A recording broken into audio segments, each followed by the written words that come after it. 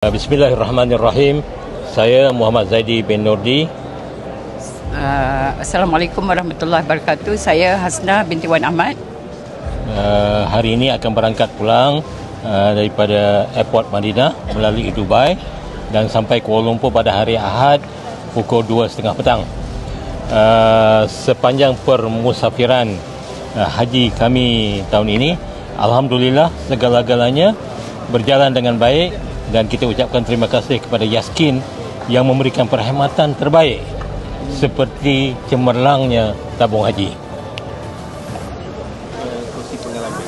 Pengalaman sangat menarik dan servis excellent. Tim sangat-sangat bagus. Itu saja kot. Ada satu momen yang paling indah lah kita nampak. Ya. Okey.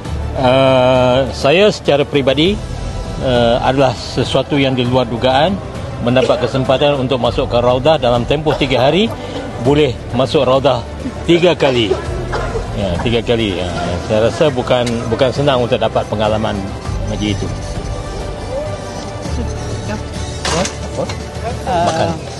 Makan. Masa di hotel, makanan sangat di hotel di Madinah sangat bagus.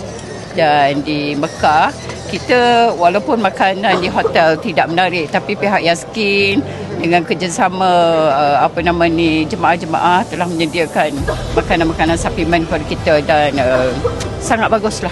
Perkhidmatan sangat bagus. Terima kasih Yaskin.